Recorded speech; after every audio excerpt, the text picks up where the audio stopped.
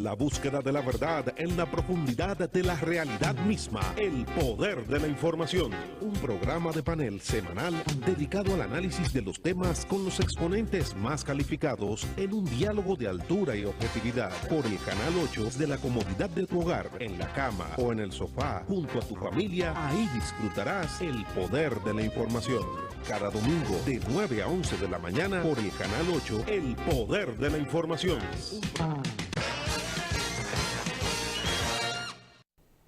Ustedes están viendo ahí en pantalla que dice Sociedad Dominicana de Cardiología, capítulo Nordeste. Y es prácticamente la única vez que usted ha visto este podio vestido de otra institución que no sea el poder de la información. A ustedes pues los buenos días y la bienvenida al presidente del capítulo Nordeste de la Sociedad Dominicana de Cardiología, mi hermano Rey Romano. Buenos días y bienvenido. Buenos días a todo el público televidente. Buenos días, Wilson. Buenos días a los muchachos que están aquí. En nombre de la sociedad, le damos las gracias a tan prestigioso programa por invitarnos en la mañana de hoy para conversar un poquito de salud y a la vez invitarle a la ya tradicional caminata que tenemos siempre cada año, que ya es nuestra versión 16, Wilson. Tú hablabas de los 12 años tuyos, y ahora nosotros te hablamos del 16. Los buenos días y la bienvenida también al doctor Federico Campos, una persona a la que nosotros pues le dispensamos un cariño sumamente especial y reconocemos el gran ser humano que hay detrás del excelente profesional que es. Buenos días y bienvenido, hermano. Buenos días, Wilson, a ti y a tus aliados camarógrafos y al máster que hacen un trabajo detrás de la cámara, pero que es excelente. Así es. El Poder de la Información es un programa que tiene 12 años siendo exitoso y nos sentimos muy halagados de estar con un amigo, un hermano, compartiendo temas interesantes para informar a la población a nombre de la Sociedad Dominicana de Cardiología, ya que las patologías cardiovasculares son las causas número 1 en el mundo y en el país de enfermarse y morir.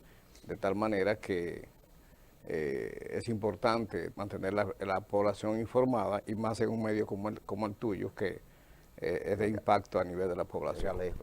Yo siempre he dicho que aquí hay 3 universidades. Está la Universidad Autónoma de Santo Domingo, recinto San Francisco de Macorís, está la Universidad Católica Nordestana y está el Poder de la Información. Qué bien. Lo único que no vengan a pensar que yo soy el rector, yo soy un simple bedel que vengo a pasar lista aquí a los catedráticos, a los eminentes profesionales que se dan cita, porque la verdad es que nos llena de orgullo y conociendo las capacidades y las potencialidades que tienen como profesionales, el tenerles en el espacio. Y sabemos que vamos a sacar mucho provecho a la presencia de ustedes aquí. Esta importante actividad, vamos a entrar primero con la importante marcha que tenemos. Caminata, precisamente. Sí, hay que diferenciar, sobre todo si tú lo vas dirigiendo. Hay que darle la diferencia. No, lo que sucede es que la marcha viene siendo como algo como para llamar la atención, de protesta. Mientras tanto, la caminata, lo que queremos hacer, la reflexión principalmente a la población y al sentido general en la población del Nordeste y parte del país, para que siempre nos acompañen en esta caminata. Como te dije ahorita, ya es la versión 16, es por la salud cardiovascular que siempre hacemos nuestra caminata. Queremos ver a ver si este año asisten todavía mucho más que los años anteriores, que siempre ha sido exitosa, y a ver si nos equiparamos, Dios mediante, a la caminata que hace el Instituto de Cáncer, que hace una caminata muy importante, muy buena y muy importante, buena. Y van muchas personas, o sea que me agrada siempre ver esta caminata de cáncer. Así mismo queremos que todo el pueblo de Franco Macorizán y el Nordeste está invitado, no importa la edad, sexo, religión, partido político, no importa, todos son bienvenidos aquí para que nos acompañen en esta versión. Para recordarles que como decía Campos, la primera causa de muerte, enfermedad y muerte a nivel del país y todo el mundo es la enfermedad cardiovascular, y también es una de las primeras causas que a la persona lo encama.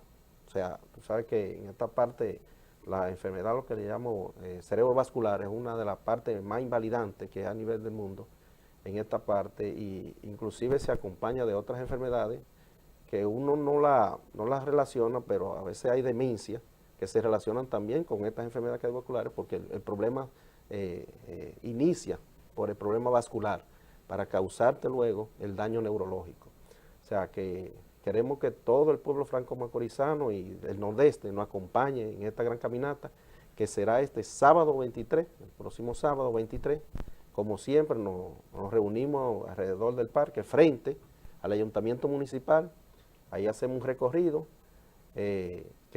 tenemos ya estandarizado, que ya inclusive más adelante podemos hablar sobre lo que es el trayecto que lleva esta caminata. Doctor Campos. Sí, con esa caminata, que es la número 16, le estamos enviando a la sociedad dominicana y a todo el mundo un mensaje de que entre los cambios del estilo de vida para reducir las enfermedades cardiovasculares, el ejercicio juega un rol 1A.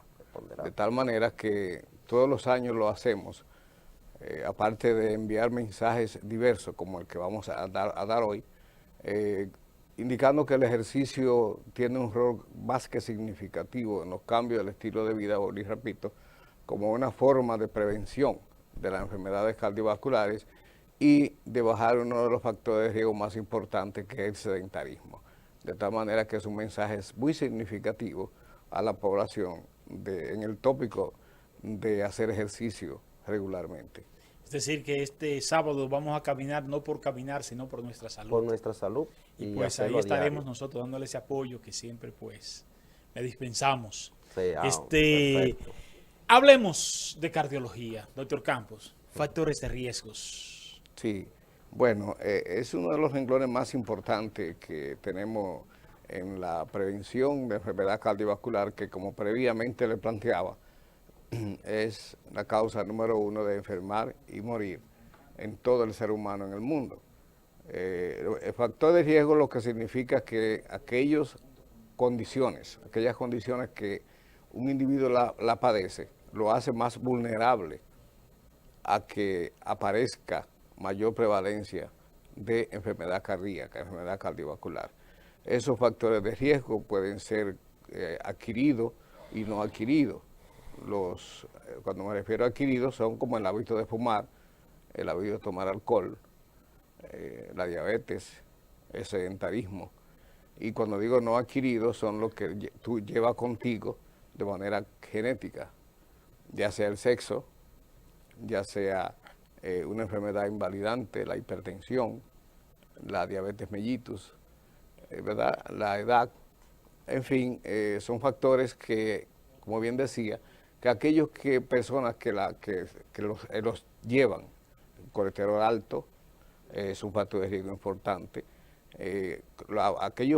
Esos son factores que el que lo padece tiene mayor vulnerabilidad en base a porcentaje de esos factores para hacer un evento en 10 años, 15 años, 10 años. Tenemos unas tablas que podemos estratificarlo y podemos clasificar el paciente en riesgo bajo, medio o alto, de acuerdo al acúmulo de esos factores de riesgo, y eso lo extrapolamos a la posibilidad de que usted padezca de una enfermedad, un ataque cardíaco, a 10 años o a 5 años o a 20 años. Entonces, con esos factores de riesgo, nosotros tenemos que jugar todos los días a bajar esa mortalidad cardiovascular, que sigue siendo en los países subdesarrollados mucho más alta que en los desarrollados. Eso se ha invertido en los últimos años y comienza a reducirse la enfermedad cardiovascular en los países desarrollados, pero sigue siendo muy alta en los países subdesarrollados por condiciones mismas de su desarrollo y las diferentes disminución de la promoción, de la prevención, pues de enfermedad cardiovascular, lo hacen que los países en vía de desarrollo pues tenemos una alta incidencia y prevalencia de enfermedad cardiovascular. De tal manera que esos factores de riesgo tenemos que insistir en ello, en mantener la presión bajita, en tener la glicemia controlada, en hacer ejercicio, en bajar el colesterol. Y hay otros... Bajar de peso. Bajar de peso.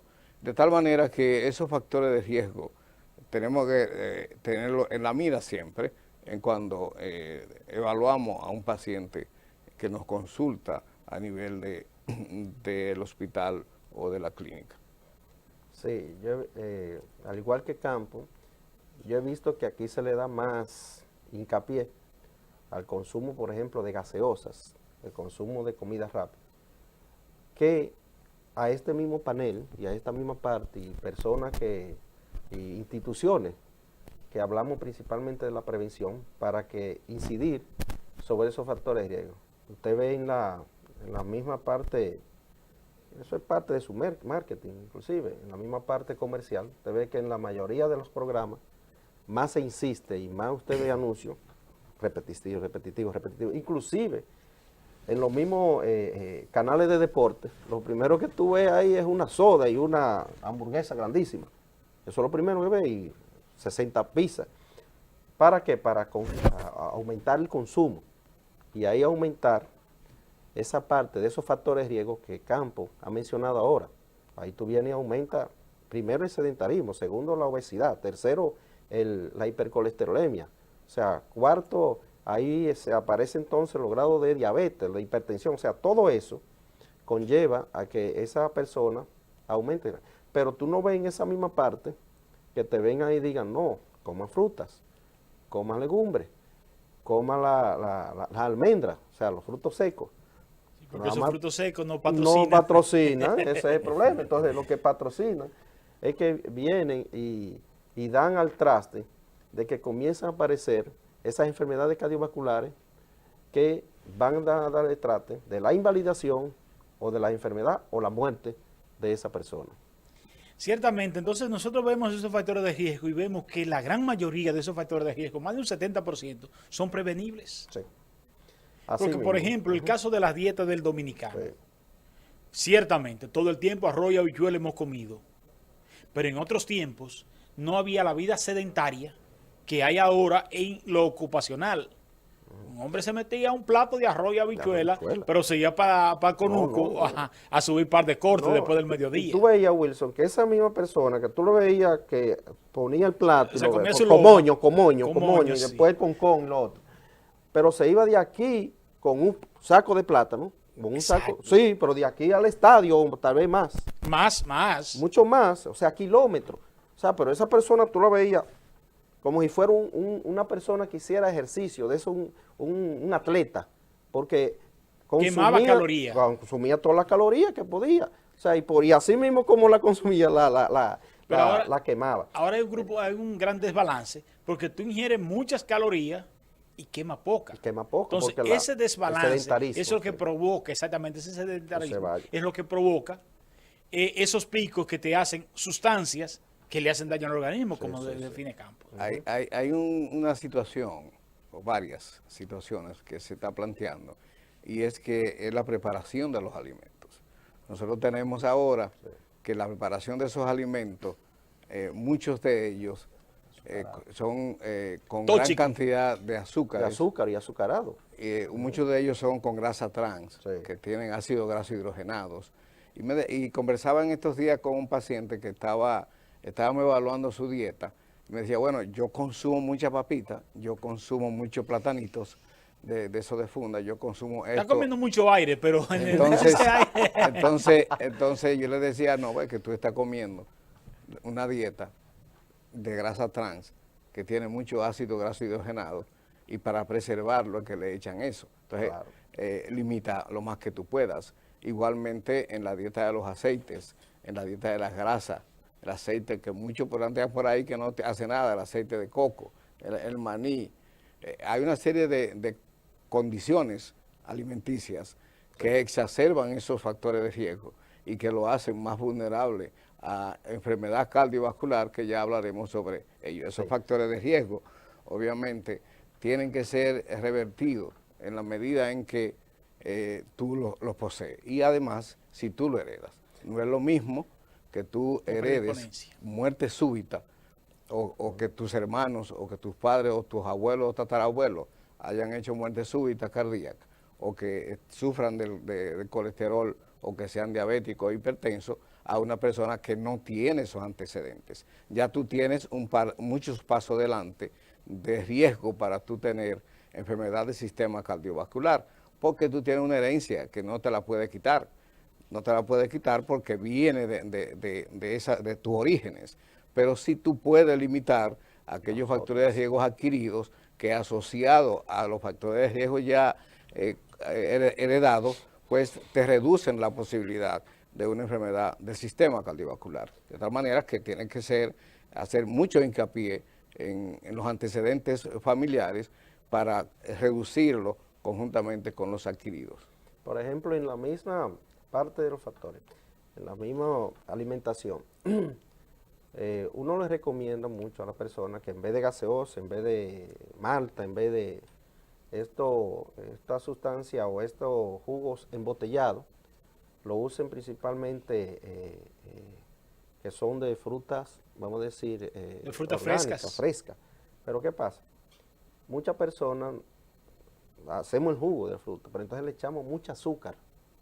Entonces esa azúcar no es recomendable utilizarla, porque la propia fruta tiene su azúcar natural. Entonces las recomendaciones son que cuando vaya a tomar el jugo, por favor, no echarle ningún tipo de azúcar. Y esa famosa azúcar sintética. Así mismo.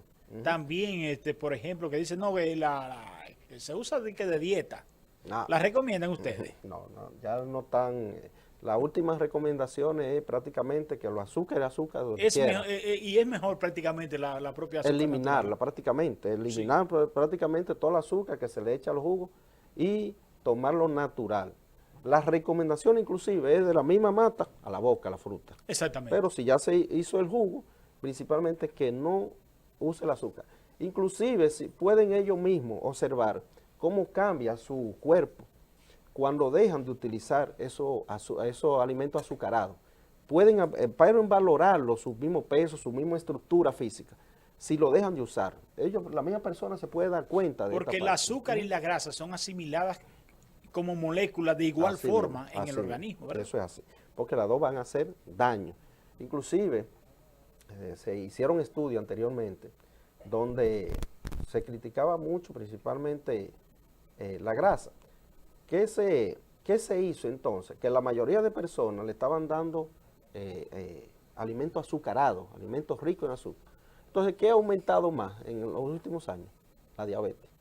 O sea, eso ha tenido un auge. Y la diabetes es una enfermedad que enferma. No. Es una enfermedad que enferma. Es una enfermedad que enferma todo. Es una enfermedad per se. Pero enferma todo. Exactamente. Todo. Porque el paciente diabético es un paciente sui generis. O sea, un paciente que todo se le complica al diabético. Se le complica hasta las encillas. Todo. Que es lo mismo, hasta el pelo lo pierde. Porque es que esa sangre cargada de azúcar. Desde el pie, desde la cabeza hasta la punta de los pies, cualquier órgano no está exento cuando una persona es diabética a sufrir daño. Porque ese azúcar que hay en la sangre, que es lo que es la diabetes, los niveles de glucemia, ¿sabes? Exactamente, los niveles de azúcar, al circular con altos grados de toxicidad, podríamos decir, pues va alterando los diferentes tejidos, los diferentes órganos, sobre todo los órganos de Ana. Dentro de los prevenibles, podríamos hablar nosotros del Estado. ¿Existe en el Ministerio de Salud Pública algún organismo de vigilancia en la parte alimenticia? Bueno, en Salud Pública sí existe el Departamento de Nutrición y Alimentación. Y tienen realmente una estructura que sirve de orientación a nivel nacional. De orientación, pero no de rector. No de rector. Ok, perfecto. Pero esa estructura, yo entiendo que debe de ser más ampliamente difundida y tener un rol más agresivo, más significativo. Un rol de entrenamiento y de publicidad a nivel de promoción a nivel a nivel nacional, a nivel de la población. Y rector en el sentido, Campi, escúcheme, guárdame la idea, y rector también en el sentido de mantener un grado de vigilancia de los alimentos que consume la población, ¿hasta dónde le puede beneficiar? Sí, fíjate, en países desarrollados hay personajes como Valentín Fuster que tiene una fundación donde tiene a la vez estructuras organizacionales que le permiten hacer la prevención con el objetivo, porque hay un objetivo internacional, sobre todo en Estados Unidos y Europa, donde se está proponiendo 25 para el 25, o sea, reducir la mortalidad y la morbilidad cardiovascular para el 25, un 25%. Y ellos él ha tomado diferentes países donde han puesto planes pilotos de prevención, donde orienta a las personas y crea núcleos significativos, y él divulga material entre esos núcleos, y tiene investigación y orientación a la población, de tal manera que eso va dando resultados en Estados Unidos y en Europa, y se ha conseguido una reducción importante de los porcentajes de morir y enfermar del sistema cardiovascular. De tal manera que nosotros los cardiólogos, ¿por qué excluirnos? La Sociedad de Cardiología, el Ministerio de Salud Pública, debíamos de tener un rol más agresivo en torno a orientar a la población sobre un mal que mata a muchas personas, muere mucha gente al año y al día por enfermedad cardiovascular, que se ha mejorado en términos de que los servicios a nivel cardiovascular pues se han ido ampliando poco a poco y la tecnología ha mejorado. Por ejemplo, aquí tenemos unidades de hemodinamia, o sea, unidad invasiva y no invasiva, donde tenemos una cobertura hasta los subsidiados. Y por ejemplo, ayer fue un día que se salvaron 3 personas del hospital, que antes eran muertos en potencia. Eso es un rol importante. O sea, no podemos negar el afán del Estado por mejorar el sistema, pero faltan muchas cosas. Hoy se va a salvar otro del mismo hospital. Ayer se salvó 2 más que no eran del hospital. Eso en Secanor. Eso en Secanor. Perfecto. O sea, pero con los subsidiados que le dimos cobertura prácticamente de consumo económico, nosotros estamos haciendo un trabajo ahí donde el paciente del hospital a 2 minutos se rescata de un infarto. Ahora se va a rescatar uno que está infartado en el hospital y se van de ahí y tú te vas a reír a lo mejor y la población de lo que le voy a decir. A veces cuando la ambulancia no está hay que darle hasta el pasaje para que regresen al hospital. Entonces, esa parte hay que reconocer que el gobierno ha hecho esfuerzo, ¿por qué no? Y yo entiendo que yo debía, y el equipo de Secanor, más que yo solo, debíamos de hacer un trabajo, ya un corte a 10 años de reducción de mortalidad en el Nordeste, a raíz de la evolución impactante que tienen los servicios de cardiología en el Nordeste y la mejoría de los servicios de cardiología públicos y privados. Entonces, eso debía de generalizarse. Nosotros fuimos recientemente el tercer foco para trabajo de intervencionismo y de mejoría de la no intervencionismo. Es decir, San Francisco se da el lujo de tener ser la tercera ciudad que tiene unidad funcionando por 10 años, unidad invasiva y no invasiva, de primera línea. Entonces, eso se traduce en ¿qué? En reducción de mortalidad. Pero no es dar servicio, porque es muy costoso. Es prevenir que lleguen ahí. Es impactar con esos factores de riesgo que ya hemos dilucidado. Y recordar, además, que existen factores de riesgo que no pueden ser llanamente, sencillamente cuantificados. Son los nuevos factores de riesgo que a veces son más de laboratorio, que cuando tú excluyes todos los factores de riesgo que hemos hablado, diabetes, hipertensión, hipercolesterolemia, sedentarismo, obesidad, tú le dices, pues bueno, este señor es delgado, una bomba. Ha hecho un infarto, era un corredor asiduo y hace una muerte súbita. ¿Y qué pasó? Bueno, la herencia por un lado, y segundo, que hay nuevos factores de riesgo que no son los clásicos y que se pueden determinar ácido úrico, en fin. Los triglicéridos, los famosos triglicéridos. La homocisteína, el aumento de los fibrinógenos, son 3 factores de riesgo que tú no sabías que los tenías.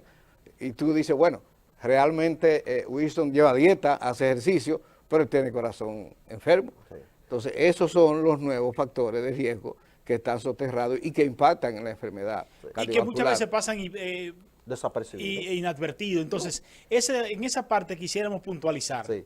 Por ejemplo, las enfermedades cardiovasculares, en sentido general, la mayoría, como te acabo de decir, son desapercibidas. La persona, en realidad, no se siente nada. Pasan años, pasan décadas, pasan hasta 40 y 50 años la persona excelentemente bien sin problema, pero está ahí, como decimos, colándose algo internamente en esas arterias, en la arteria coronaria, en la arteria cerebral, en la arteria carótida, en la arteria renales, en la arteria de miembros inferiores. O sea, son enfermedades que se van colando. Pero como dice Campos, el objetivo no es nosotros llegar a destapar una arteria, a que el paciente no llegue con un ACV y tratarlo. No. Porque pues, seríamos, como dice uno, como dicen muchos colegas, seríamos prácticamente como si fuéramos de estos que tapan tuberías, o sea, como si fuera un plomero. Entonces no queremos, como dice Campos, llegar a esos términos, que es lo que estamos prácticamente haciendo casi con muchos pacientes, y ahí es que se ha intervenido más las enfermedades para salvar a los pacientes inmediatamente y darle un poquitico más y prolongarle más la vida. La idea es, como está haciendo el estudio Valentín Fuster, como decía Campos, es incidir en la población, pero no de que la población ya no nosotros prácticamente, sino incidir desde la niñez, de lo que le van a dar de comer a eso, de lo que el Ministerio de Educación debe de llevar en desayuno escolar, en el almuerzo escolar a esos niños. ¿Para qué? Para que esos niños tengan una muy buena nutrición y también el Ministerio de Educación insistir en esos niños en la actividad física, desde la niñez, para no llegar a esto y nos vean como simples plomeros destapando, sino que nos vean como médicos que queremos prevenir las enfermedades, porque a nosotros nos hace cuesta arriba que nos llega un paciente ya infartado, con un corazón ya deteriorado, y como decía Campos, que si uno va a tiempo, prácticamente no llega a ese deterioro y le puede dar, o con un ACV químico que tiene un lado que no lo mueve, que ya prácticamente es una carga para la familia. O sea, la idea es no llegar a eso, pero para eso es que nosotros hoy estamos fomentando esta parte. ¿Para qué? Para que la persona tome conciencia en el tipo de alimentación que debe llevar, como también en el tipo de actividad física. Como nosotros insistimos en la caminata, el caminar es lo más sencillo que hay. Usted se pone unos tenis, se pone y te va a caminar. No tienes tú que buscar un ciclista. Claro, uno recomienda todas las otras actividades físicas, pero la que uno más recomienda es la de caminar, porque eso tú lo puedes hacer en cualquier momento, en cualquier lugar y no hay inconveniente, ¿me entiendes? Esa es la idea. Entonces, nosotros como institución estamos hablando por esto, pero no solamente debemos de ser nosotros ni salud pública, debe de ser prácticamente todas las sociedades, porque por ejemplo ahí tiene la asociación de diabetes, esas personas son de los más afectados para presentar las enfermedades que nosotros tratamos a diario, pero ahí está también la oncología, también son ellos, pero ahí están también los renal, que son una de las principales causas de insuficiencia renal, tanto la diabetes como la hipertensión, pero ahí también están los ginecólogos, que también tienen problemas a nivel el embarazo y la eclampsia y la muerte materna y la muerte también fetal. O sea que todas esas enfermedades, con una buena alimentación, y claro, usted organizándose y a esa persona educándola, podemos ese embarazo llevarlo, tú sabes, en términos adecuados para evitar problemas futuristas y problemas en el momento del embarazo. Es importante lo que dice el colega Romano, porque la investigación ha planteado que el esquema de 25 para el 25 es el producto del alto consumo de la enfermedad cardiovascular y que se plantea que en Estados Unidos para el 25 va a ser incosteable los gastos de salud a nivel cardiovascular. Por eso se está implementando programas desde el embarazo, con la embarazada y con el bebé, porque la aterosclerosis, que no es más que el acto progresivo de las arterias endurecerse y obstruirse, comienza con la infancia, con el embarazo. Desde ahí comienza el proceso, no es un proceso de un día para otro. Entonces se ha planteado de que la dieta desde el embarazo sea una dieta balanceada con la misma característica o más acentuada que el adulto. Entonces, es precisamente ahí que hay que incidir. Y cuando hablaba del asunto de salud pública y de educación, debía, le decía a Mariel, la directora de la regional, que debía hacerse un plan piloto de comparativo de las escuelas, dándole una alimentación especial para llegar, cuando sea posible, a esa alimentación al dominicano para comenzar a prevenir. Me explico. Si se le da una alimentación balanceada del almuerzo a un grupo, porque es difícil hacerlo en todos, para luego generalizarse, ¿en qué tiempo? No sé, pero debía haber un plan piloto, porque ahí que tenemos que comenzar a no solamente llenarle la barriga al muchacho, sino sabérsela llenar, para evitar las enfermedades cardiovasculares desde la infancia y tener un adulto más longevo, más mayorcito. Y sobre todo que el proceso de alimentación interviene mucho, de nutrición, interviene mucho en lo que es el grado cognitivo del ser humano. Sí. Exactamente. Y por algo hay que comenzar, Wilson, como dice Campo. Si no se comienza con esas investigaciones, con ese plan, tú nunca vas a hacer cambio. Y sobre todo, por ejemplo, en nuestro país. Framingham. Sí, igual. Es un estudio Framingham, que Framingham tiene más de 50 años sacando estadísticas todavía. O sea, que lo que tenemos que hacer es comenzar, que probablemente nosotros como médicos no lo vemos, pero lo vean nuestras generaciones.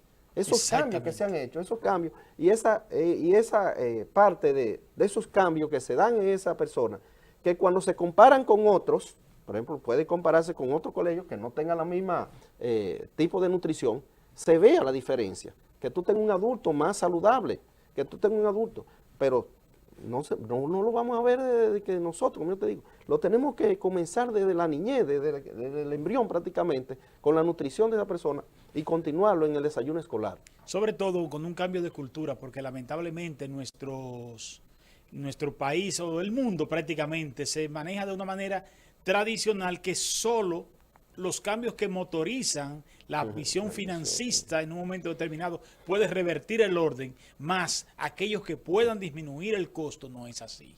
Algo que siempre he criticado, y esto lo vamos a comentar antes de la pausa, algo que siempre yo he criticado y es el costo de los medicamentos para las enfermedades cardiovasculares y del cáncer. Y yo veo que, por ejemplo, los estados potentes, los grandes estados, como Estados Unidos, como esto del Medio Oriente, como Japón, centralizan la industria armamentista y el Estado es el rector de esa industria y no permite que nadie desarrolle si no son ellos, ¿verdad? Ahora los medicamentos sí se los dejan al sector privado, para que sea el sector privado que asuma el costo y tenga que aplicarle ese costo al producto que lo encarece. De eso vamos a... Pero hablábamos también del alto costo de los medicamentos. Pero hay un tema que también tiene una puntual atención, y es que nosotros vemos repleto ese pasillo de cardiología en todos los centros públicos y privados con una gran cantidad de pacientes. ¿Qué es lo que manejamos, doctor Campos, día tras día? Bueno, día tras día, las enfermedades más frecuentes que manejamos está la hipertensión arterial. Día tras día manejamos los pacientes con aterosclerosis coronaria o de miembros inferiores. Día tras día manejamos pacientes diabéticos, manejamos pacientes con colesterol alto, pacientes con insuficiencia cardíaca, pacientes con repercusión cerebral, producto de fuentes embolígenas cardíacas. De tal manera que, como decía en un inicio, son las patologías más frecuentes que tenemos en nuestro medio a nivel nacional y a nivel internacional. De tal manera que la gente acude al cardiólogo de una manera asidua porque siente dolencias, siente indicadores de que anda enfermo y muchas veces no sabe de qué es. Otras veces focaliza los síntomas del sistema cardiovascular y por ello acuden de manera masiva al cardiólogo. Y esos síntomas, si cabe la introducción, ¿no? esos síntomas más frecuentes, vamos a la enfermedad isquémica cardíaca, que es el dolor de pecho. El dolor de pecho que puede comenzar con un esfuerzo mínimo y que progresivamente va apareciendo o con un esfuerzo máximo y que se hace mínimo o en reposo, o que se le corre para la mandíbula. Y muchas veces se trata como un dolor muscular. Yo perdí un amigo porque manejó esto todo el tiempo como un dolor muscular. Sí, sí, porque el dolor en el tórax puede comenzar leve con un esfuerzo grande. Es decir, cuando tú subes escalera, cuando tú subes una pendiente o cuando tú caminas plano a distancia. Pero progresivamente va apareciendo cuando hace menos esfuerzo. Es decir, cuando tú caminas y te da a 1 kilómetro de dolor en el tórax, en el pecho, que cuando tú descansas el consumo de oxígeno, o sea, tú te detienes de caminar, el consumo de oxígeno se reduce, se te quita. A la semana, cuando tú menos esperas, caminas 2 cuadras y ya se redujo la distancia. Entonces el asunto va progresando. Esa aterosclerosis que ustedes vieron ahí en las arterias ha ido causando estrago en la luz de la arteria y la reduce y hay aporte de oxígeno limitado al músculo cardíaco y te duele. No es verdad que el músculo cardíaco no duele. Sí duele, y duele mucho. Y le llaman así, como dicen. Exactamente. Entonces, la única y cuando duele. Es para matar, dice la gente. Entonces, hay 2 subgrupos que generalmente puede haber un alto porcentaje de que no haga dolor, pero hace otros síntomas. Esos 2 subgrupos son el anciano, por encima de 75, 80 años, porque tiene déficit neurológico en la conducción y elaboración del dolor a nivel cerebral.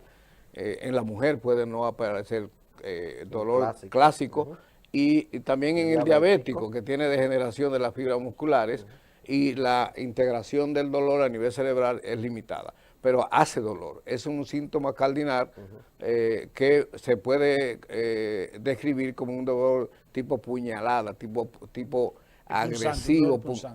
Pero no cualquier punzante. Y que puede correr, puede irradiarse a los brazos, a la mandíbula, al cuello, a la espalda.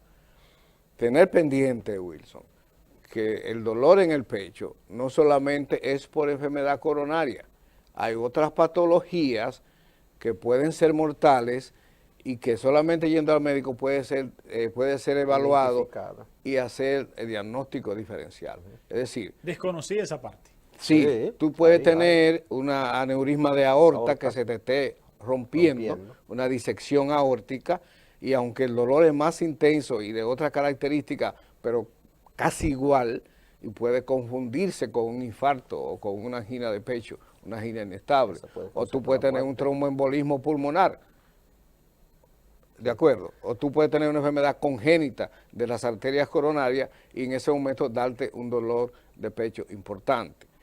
Pero también pensé que solamente eran los cuadros anginosos. No, tú también puedes tener dolor anginoso con arterias medianas y grandes normales porque la microcirculación y te hacen cateterismo, pues no tiene nada. No tiene nada. No. Ese paciente en los estudios no invasivos, llámese prueba de esfuerzo, llámese ecoestrés, llámese eco con nuevas técnicas, el strain, tiene afección miocárdica, pero y clínicamente también. Cuando le hacen el cateterismo, dice, salió sin nada. No, salió sin obstrucción de las arterias de mayor calibre que pueden ser dilatadas, que pueden colocarse stent.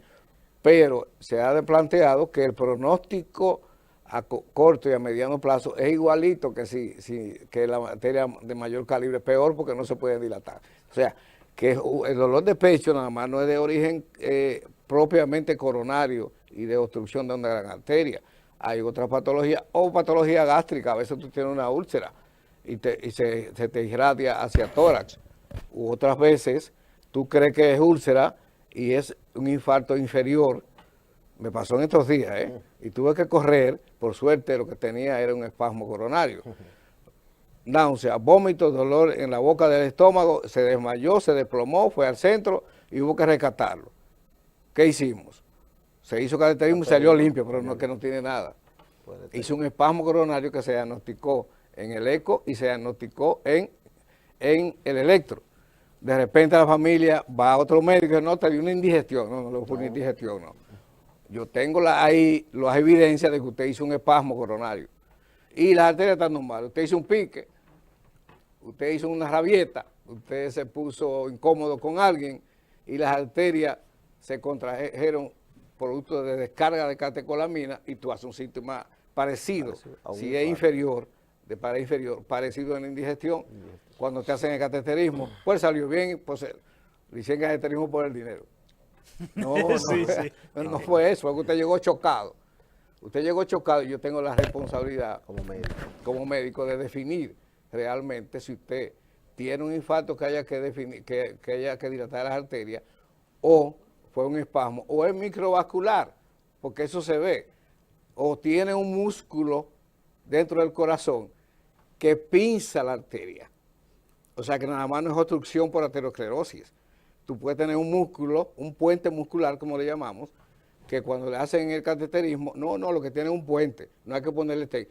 No me diga que no tiene nada, usted sí tiene. Lo que pasa es que lo que usted tiene, no hay que limpiar la arteria, porque usted nació con ese músculo que presiona la arteria cuando el corazón se contrae y usted hace un cuadro igualito que si tuviera un infarto por obstrucción coronaria de grandes o pequeños vasos. De tal manera que el dolor de pecho es un síntoma importante, igual que palpitaciones o dificultad para respirar o un episodio de síncope. Usted perdió el conocimiento y no sabe por qué fue. Cuando se investiga, puede ser neurocardiogénico o puede ser cardiogénico puro. O usted perdió la fuerza de uno de sus miembros, o usted perdió la visión, o tuvo zumbido de oídos, o tuvo disnea en la noche, se acostó bien, tuvo sexo y se apretó, pero nunca me pasó eso. O se acostó y de repente se despertó ahogándose. Y sudó frío. Y sudó frío. Y me palpitó el corazón. Sí, pero nunca me pasaba eso. Hice sexo y me dio esto. No, son signos de alarma que hay que ponerle atención. Hay que investigarlo. Hay que investigarlo, a ver la causa que tiene. No me diga que es un simple... dolor muscular. Dolor muscular, no. Vaya cardiólogo, que gracias a Dios en el Nordeste, el avance de la cardiología ha sido muy importante y ya en los diferentes centros existen condiciones para definir diagnósticos que antes no se podía. En cualquier centro de San Francisco puede ir y resolver ese problema. Sí. También usted, hay dentro de lo que es el dolor de pecho, que a veces no hay de origen cardíaco, como decía Camp, una simple neumonía. Una simple neumonía puede darte dolor de pecho. Seguro. Sí. Y inclusive ser un signo cardinal de la neumonía, que a veces el paciente no tiene ni tos, no tiene fiebre, no tiene pectoración, lo único que le duele es el pecho. Pero cuando tú observas el tipo de dolor que refiere, ya es característico de esto. Hay, por ejemplo, problemas de inflamación acá, inflamación de lo que es la unión de la vértebra, de la costilla con el esternón, que hay y hace lo que le llamamos una osteocondritis. Pero eso lo va a determinar el cardiólogo en el momento en que haga la evaluación. Y de tanto ponga de atención. ¿Me entendió? O sea, un dolor de pecho. Y más, cuando, recuerda que Campo hablaba ahorita de los factores de riesgo. Cuando tú tienes más factores de riesgo, y ella hablaba, así es lo que le llamamos una globalización de cada uno. Decía que había factores de riesgo, o sea, que cuando usted decía, el paciente usted lo clasificaba, decía si era de alto riesgo, de riesgo moderado o de bajo riesgo. O sea, el cardiólogo es que va a determinar eso cuando evalúe el paciente. Mientras menos factores de riesgo tú tienes, menos posibilidad tú tienes de presentar la enfermedad coronaria. ¿Me entiendes? De enfermedad cardiopatía isquémica. ¿Cómo se explica que, por ejemplo, una gente por encima de los 50 y tantos años, 60 años, resiste 1, 2, 3, 4 infartos? ¿Cómo se explica que una gente joven no te soporte uno solo? Bueno, es sencillo. Cuando tú vas por una carretera que tiene muchos años. Que tiene muchos años y muchos callejones. El agua corre por diferentes lugares. cuando tú vas a una carretera nueva, nada más existe esa. Nada más existe esa. No le han hecho callejones. ¿Qué es lo que pasa? ¿Qué es lo que pasa? Oye, nunca me lo habían explicado así tan Oye, no entendí, nunca. ¿Qué es lo que pasa con la persona mayor? Dijimos que la aterosclerosis es desde la infancia. En la medida que tú tienes más edad, tú te vas obstruyendo de manera paulatina y se van creando colaterales del área que no está tapada. Entonces se crean circulaciones agregadas, secundarias, alternas que te suplen el déficit de la arteria que está obstruida. Se va a atrapar. Pero eso se produce con los años. Exacto. El joven, por ser joven, no ha creado esos callejones colaterales, que son las arterias coronarias, las colaterales coronarias. Entonces, por eso, el músculo cardíaco recibe un impacto y no tiene súbito, no tiene la posibilidad de irrigaciones accesorias como lo tiene la persona mayor. Entonces el impacto es mayor, el riesgo es mayor, la agresión al músculo cardíaco es mayor. Más agresiva. Y hay una correlación directa de agresión al músculo con el pronóstico de vida de ese paciente y de invalidez. ¿Por qué? Porque si tú llevas mucha isquemia, mucha falta de oxígeno, la arritmia es mayor, más complicada, más compleja, el efecto de falla cardíaca es mayor, ¿de acuerdo? Y las complicaciones mecánicas y eléctricas, en resumen, son mayor en el joven que en el viejo, por eso, porque no tienen colaterales y tienen un músculo virgen que es impactado de manera aguda y metabólicamente sube efecto agudo también. Porque un infarto, por ejemplo, a la edad de 45 años, 38, 40 años, es letal. Sí, es letal. Por ejemplo, si tú observas, ahí han aparecido diferentes. Una de las imágenes que apareció fue la insuficiencia cardíaca. Normalmente, el paciente cuando hace el infarto, per se, no es el infarto que lo mata al paciente. Per se. Lo que lo va a matar son las complicaciones que ha hablado Campo. Por ejemplo, una de las complicaciones mayores y de mayor mortalidad y rápido que se observa en el paciente es cuando hace un problema de arritmia. O sea, ¿cómo una arritmia puede matarlo tan rápido? Bueno, lo que sucede es que el corazón se pone a una frecuencia, cuando hace esa arritmia, de más de 300 latidos por minuto. Tú imagínate un corazón a 300 latidos por minuto. Imagínate tú. Entonces el paciente, y eso lo ha producido, esos cambios, ese cambio que ha tenido ese corazón en su estructura, de punto de vista de lo que son los electrolitos, lo ha causado el infarto. Pero esa complicación es la que va a matar a ese paciente por esos cambios que ha producido ese infarto en ese corazón. Entonces, ese paciente con una frecuencia cardíaca de 300, ¿qué va a pasar? No va a recibir ningún tipo de sangre a nivel del cerebro. ¿Qué va a suceder? El paciente va a caer ahí mismo, muerto. O sea, eso es una muerte súbita, cardíaca. Entonces, ¿cómo uno puede rescatar a ese paciente? La única forma que tú puedes rescatar al paciente, o por sí solo, revirtió esa arritmia, eso es una de las posibilidades, que los pacientes han ido donde Campo, han ido donde mí, dicen, no, el familiar te dice, él se murió, pero a los 2 o 3 minutos se recuperó, o sea, por sí solo, pero cuando llegó donde ti, pasó todo eso, porque hizo una muerte súbita en el momento, pero se recuperó por sí solo. Pero si tú lo tienes, por eso es que tú observas que uno cuando llega un paciente con un dolor de pecho, uno le lleva a la unidad coronaria, unidad de cuidado intensivo. No es por deseo mío, y como decía Campo, no es de que por ganarle dinero, por meterlo en una unidad de cuidado intensivo. Es que hay que vigilarlo, Wilson. Ese paciente hay que monitorizarlo. ¿Por qué? Porque si ese paciente hace la arritmia y está en una sala, no da tiempo prácticamente para tú revertirlo a ese paciente. ¿Y cómo es que tú tienes que revertir a ese paciente? Con choque eléctrico. Cuando tú vienes, que ves la arritmia, que ves una frecuencia de 300 latidos por minuto, tú vienes, ¡pra! Míralo, ahí hay diferentes tipos de lo que puede dar la arritmia, el mismo infarto. Tú vienes, ¡pran! Y le da un choque eléctrico, míralo aquí donde dice un impulso eléctrico, un trastorno, y vuelve de nuevo y ese corazón, es que, como uno dice, se reinicia otra vez en el normal. El corazón que es así. Míralo ahí. Ahí está normal. Hay una imagen donde se observa que el paciente, esos son diferentes tipos, que no es nada más la enfermedad coronaria, sino diferentes tipos de patologías que le pueden causar una muerte súbita en el paciente. Ahí está hablando ahí de las canulopatías, que eso es trastorno de lo que son los canales de calcio y potasio que hay dentro de lo que es el corazón. Entonces, esa causa genética, por ejemplo, porque ahí está el síndrome de Brugada. caemos otra vez, si excusan, guárdame la idea, Sí, ahí no caemos hay otra vez en el factor alimenticio.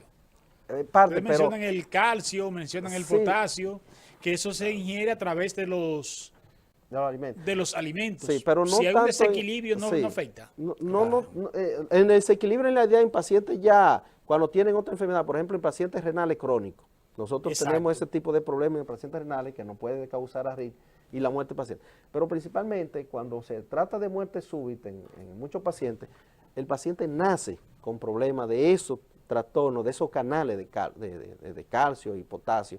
Por ejemplo, eso se ve mucho en España. Ahí la llamamos el síndrome de Brugada, Cute largo, que son enfermedades que se ven muy frecuentemente en españoles. ¿Dónde se ha observado? Por ejemplo, hay atletas,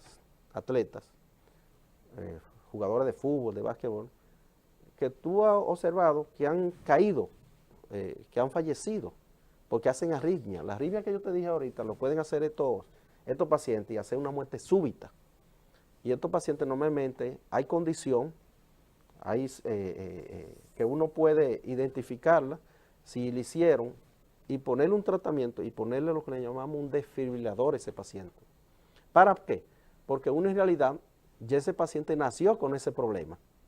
Tú no puedes cambiarle eso, pero sí puede, en esos pacientes, sí tú puedes hacer lo que le llamamos colocar unos cables para cuando presente la arritmia, ese mismo cable le dé la corriente eléctrica para revertir la arritmia que yo te digo. O sea, que no tiene el paciente que ir al médico, sino que si el paciente lo hizo en la casa, si lo hizo jugando, si lo hizo haciendo cualquier actividad, el cable que se le puso, el mismo cable, sense eso y le dé su corriente para revertir todas esas arritmias. Porque sucede algo, que cuando hay un aumento del gasto cardíaco, que es lo que pasa con los atletas, cuando dejan de hacer ejercicio, corre mayor riesgo. ¿O me equivoco? No, lo que sucede no es tanto eso, lo que sucede no es en los atletas, es que el paciente tiene per se ya un problema. El paciente tiene un problema por ejemplo, un deportista X. Sí, un deportista X puede hacerlo, no hay problema. Lo que sucede es que ese cuando el corredor, por ejemplo, vuelve de nuevo y deja de hacer ya esa actividad tan extenuante que hacía, tan física, ese corazón vuelve de nuevo y se normaliza. Inclusive Campo hizo me recuerdo en la conferencia donde hablaba el corazón del atleta.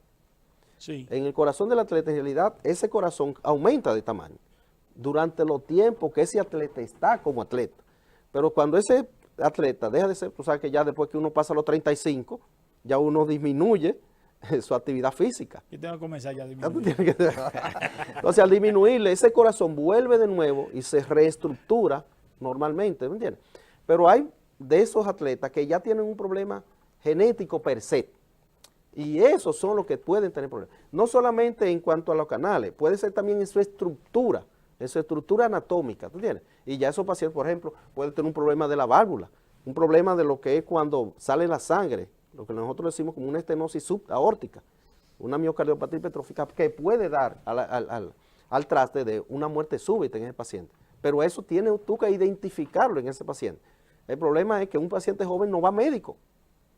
Entonces, por eso normalmente en esos pacientes de alta competición se le está recomendando, esos que son futbolistas mundiales, basquetbolistas, se les recomienda hacerse su eco y hacerse su chequeo cardiovascular para evitar muerte súbita.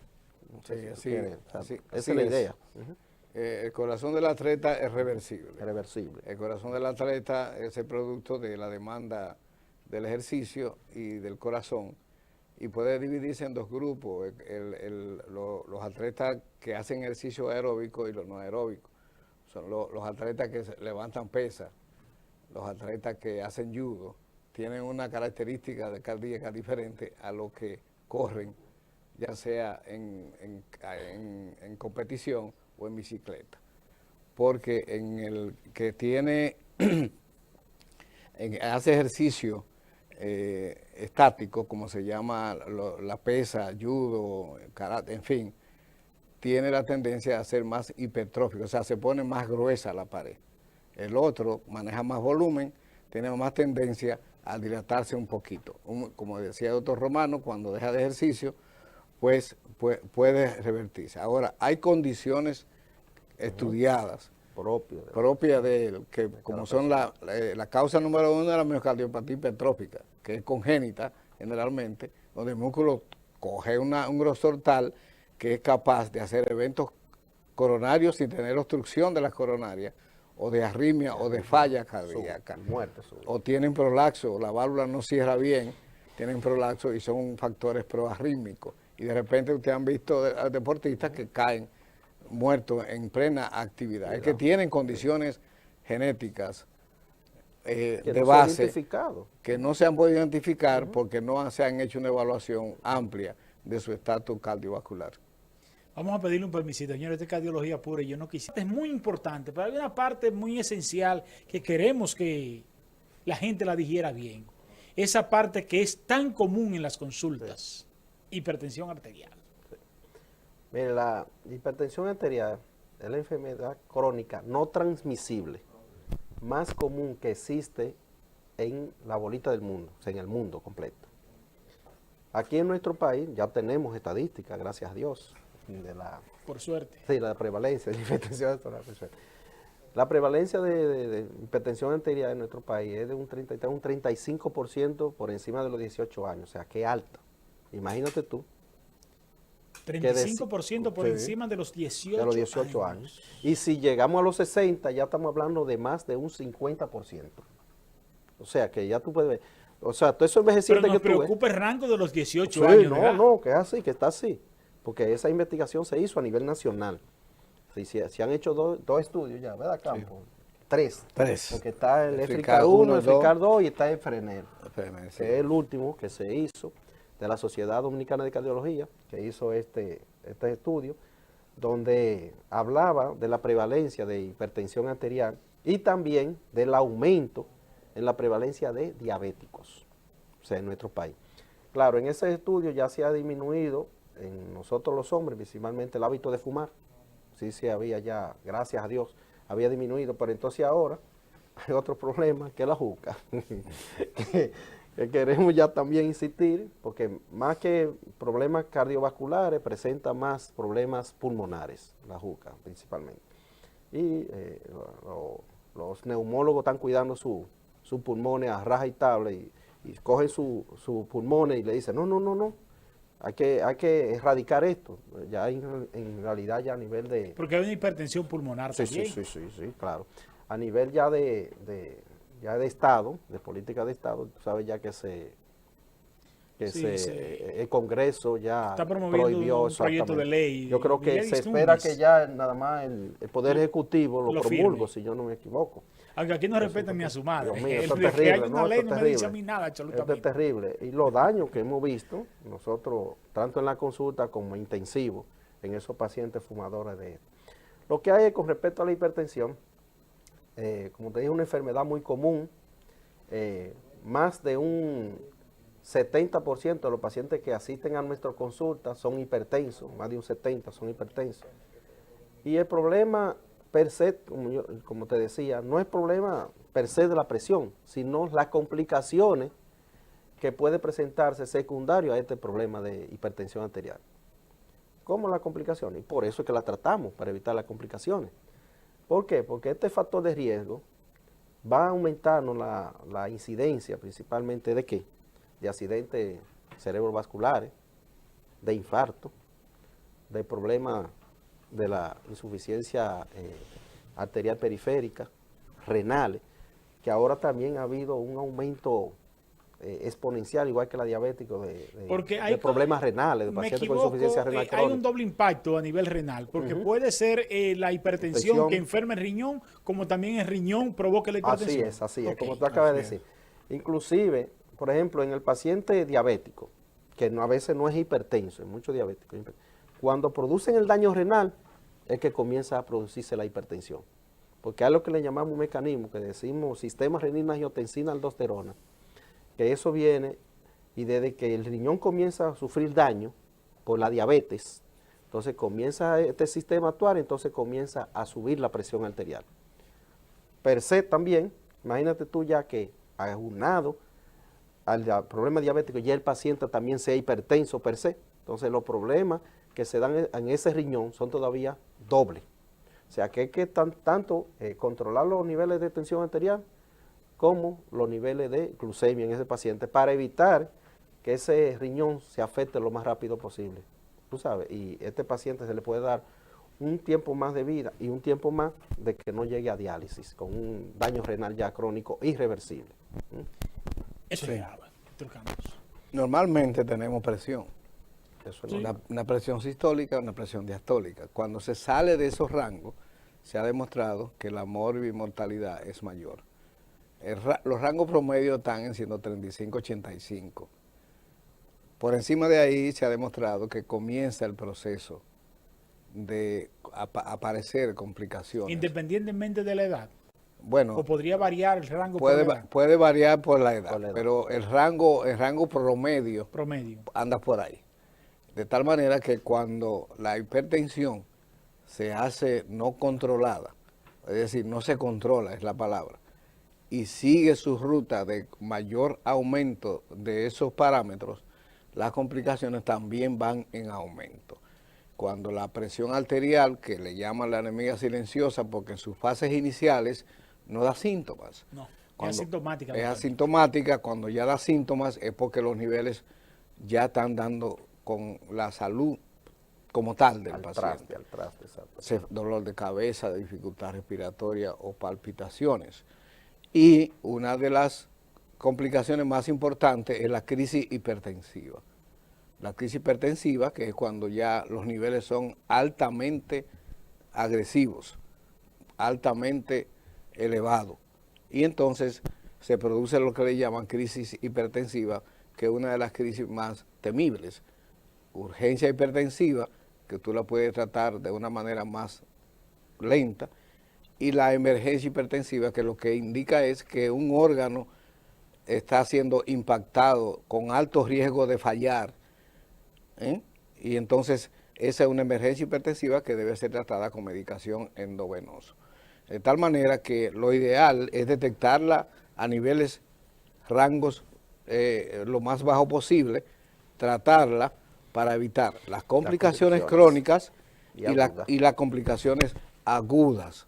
La crisis hipertensiva que puede dar un evento cerebral isquémico o hemorrágico, o a nivel de renal, una falla renal aguda, o un edema agudo de pulmón, o una falla a nivel de órgano visual, o por qué no a nivel renal por igual, o a nivel vascular periférico. Es lo ideal que se detecte a tiempo, porque tenemos un mecanismo para detectarlo, con consultas secuenciales y que sean tratados a niveles lo más bajo posible para evitar esas complicaciones que son múltiples y muchas de ellas letales. Mire, queremos llamar la atención en cuanto a eso del tratamiento que acaba de decir Campos, porque muchas personas, cuando uno comienza y le pone un tratamiento para la presión, desde que se sienten bien, más de un 30%, si no me equivoco, sí, abandona el tratamiento, Wilson. Eso es terrible, eso es... O lo usan intermitente. No, exacto, un día sí, un día no, así mismo, para poderlo... rendir la patillita. Mire, sí, eso es pan nuestro de cada día. Uno viene, lo orienta, le dice que no debe, que debe tomar su medicamento de por vida, y tú ves que ya a los 3 meses se sentía muy bien, y yo, pero con razón, esa es la idea, de que no te sientas nada, para evitar problemas, no es que te sientas mal, para tú iniciar o reiniciar el tratamiento. Eso es uno. Pero si vamos también, más de un 33%, lo que yo te dije del 35% de pacientes hipertensos, no saben que son hipertensos. Y más de un 30%, como yo te digo, no usa medicamentos. Óyeme, o sea que prácticamente nada más solamente un 30% son los que usan medicamentos y llevan el tratamiento como debe de ser. O sea que el otro 60%, tenemos un 30% que no sabe que es hipertenso, pero otro 30% que no usa medicamentos sabiendo que es hipertenso. O sea, lo que queremos con esto es orientar a la persona que por favor, hágase su chequeo médico, 1. 2, si un cardiólogo le pone un tratamiento, si ese medicamento le hace daño, vuelva de nuevo en el cardiólogo, que nosotros le cambiamos el medicamento. Y sobre todo que el manejo de la hipertensión y los trastornos cardíacos, creo que a nivel farmacológico es la patología que más especificidad tiene a la hora de medicar. Sí, así mismo es. Porque, por ejemplo, cada paciente cuando va y nos da su historia clínica y uno viene y lo evalúa, uno ya sabe con cuál medicamento sería el ideal para ese paciente. Exactamente, una alta especificidad. Sí, así mismo. Ahora, ¿hay que estabilizarlo para coger para Santiago o lo podemos manejar aquí, doctor?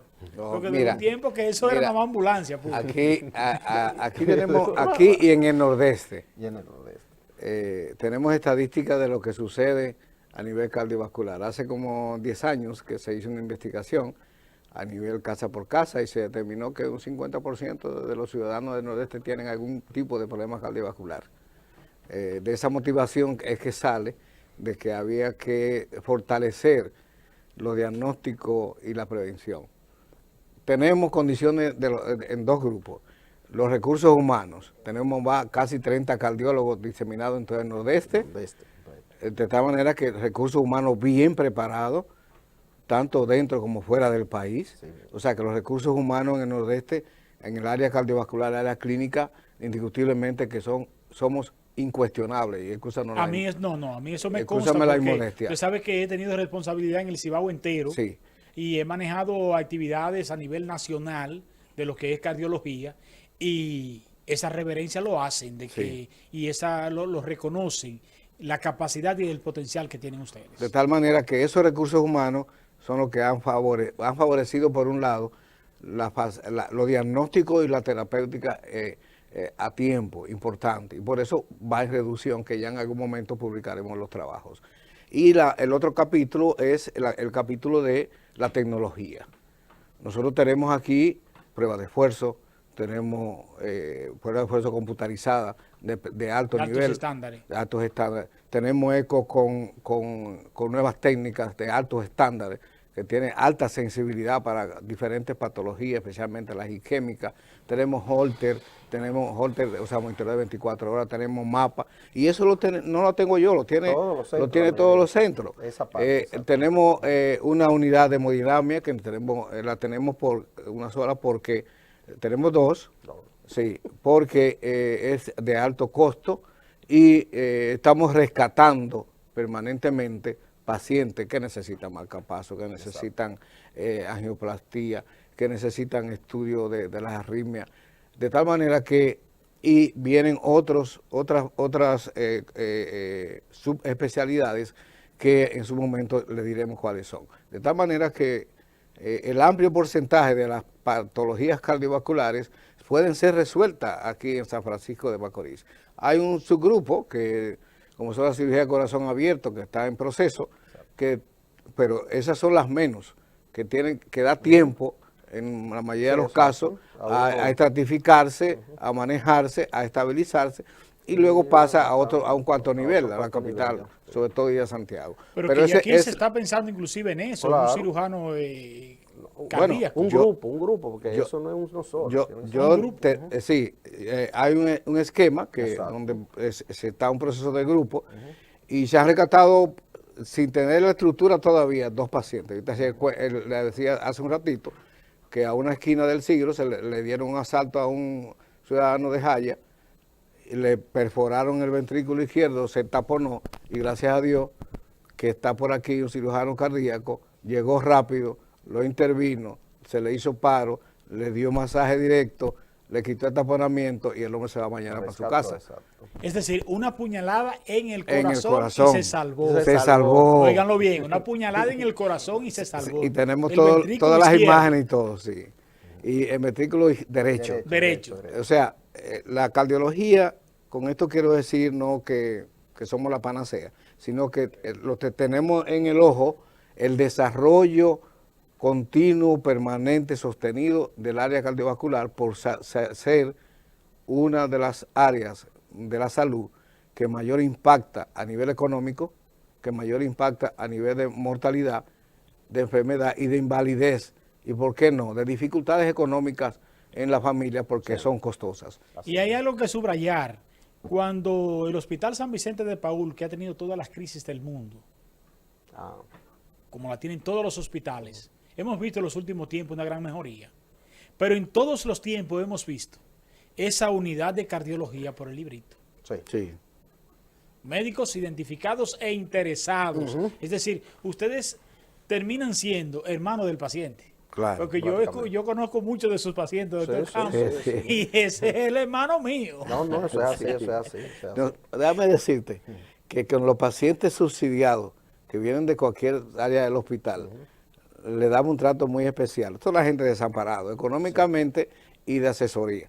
Nosotros le damos un trato muy especial. Porque, eso nos consta. Sí, porque le cubre muy bien los marcapasos, le cubre muy bien el cateterismo, le cubre muy bien la colocación de stent, que son cuestiones muy costosas. Dimos todas las facilidades para que se tuvieran fácil acceso a esos servicios. Y yo te decía fuera de cámara que ayer fue un día que se rescataron 3 pacientes. Hoy se están rescatando otros, que eran antes muertos directos. Yo mandé una para más capaz, de tal manera que esos son pacientes que por su condición pues tienen un trato especial. Obviamente tenemos toda la ARS y damos un servicio muy amplio. Lo que queremos decir es, no que hemos llegado, nos faltan cosas en el Nordeste completo, pero hemos mejorado sustancialmente y tenemos en carpeta la mayor mejoría, mejorar aún más es la palabra, las cosas que nos puedan faltar. De tal manera, y tenemos empalme nacional e internacional, que lo que no podemos resolver, le buscamos la vuelta para resolverlo. El equipo, los cardiólogos del Nordeste estamos ampliamente unidos, nos comunicamos cada vez que tenemos un tranque y en pos de rescatar al paciente que está con necesidad de urgencia de un servicio. Esa es otra lección también que ustedes dan. Es decir, no hay esa rivalidad entre Campos y Cabrera, o Rey Romano, o Quirós. No hay esa rivalidad. Es decir, más bien ese complemento el uno por el otro. Llegó el paciente de un hermano y un colega. Exacto. Tan sencillo como eso. Así Entonces, con respecto a esa parte, también refiere Campos que siempre estamos a la vanguardia en esa parte, pero siempre estamos aprendiendo. O sea, siempre estamos buscando informaciones frescas. Por ejemplo, ahora viene lo que le decimos el 26º, sexto, el Congreso Interamericano de Cardiología y el Congreso Nacional de Cardiología. O sea que todos los cardiólogos de Latinoamérica y prácticamente de América y de aquí del país nos vamos a reunir en mayo en Punta Cana para continuar esa educación continuada que siempre nosotros buscamos para traer lo mejor hacia San Francisco. Y esas son jornadas muy intensas. Muy intensas. Entonces invitamos a todos los cardiólogos que como yo soy presidente de la sociedad, me corresponde esta parte, y invitarlo a todos los cardiólogos como internistas para que asistan a este evento que va a ser un manjar de cardiología en el país. Lo nunca visto, eso es porque es latinoamericano completo, que este año Dominicana va a ser sede. Soy sede en este año en mayo. Es un gran avance. Y lo más importante, como te dije, de nuestra visita aquí, al final es insistir en lo que son los factores de riesgo, por ejemplo, disminuir lo que es el sedentarismo, llevar dieta saludable y la caminata. O sea, insistir en la caminata para este 23 de febrero, iniciando desde salir del parque. Allá nos vemos a las 2:45 para salir a las 3 de la tarde. Wilson, ya tú sabes. No, y estaremos tú eres el que está ahí. Entonces, a todo el pueblo franco-macorizano y el nordeste, los esperamos por allá para que caminen con nosotros, que es como siempre, tanto el ayuntamiento como ahora en la mesa y no es dije. Sí, que siguen actuando igualito, pero con otra sí. Sí. Y la policía y los bomberos y la Cruz Roja nos ayudan en esta parte para organizar y tener una muy buena trayectoria y no haber ningún tipo de problema. Y sobre todo el nivel de seguridad que siempre tiene esa marcha, sí. y sobre todo, el gran ambiente que hay ahí. Sí, familiar. Y usted va a gozar a esa marcha, familiar, usted la pasa saludando a uno, así saludando mismo, al otro, hablando, cherchando. Eso es como algo social. Eso es algo Sí, social, son espacios que nosotros debemos fortalecer. Porque, por ejemplo, esa caminata contra el cáncer y esa caminata que ustedes hacen todos los años, son hasta esperadas. Sí. Yo sabía ya que mi amigo Rey, mi hermano Rey me iba a hablar y yo por eso dejé el programa en Q. Porque yo sabía ya lo que venía. Igual que, por ejemplo, cuando viene el asunto del cáncer, yo sé que viene y ese domingo hay que dejarlo ahí para eso. En esa fecha. Porque en realidad, inclusive tú te encuentras ahí con personas que tú dura un año sin verla y tú coincides en ese año con esa persona. Entonces, podemos usar el motivo como el encuentro. Podemos usarlo para el ejercicio, para la convivencia, pero asista a esa caminata. Así mismo. Como te dije, no hay edad. O sea, puede ir con la familia completita, niño, papá, abuelo, mamá, todo completo. Que serán muy bienvenidos y que puedan caminar con nosotros.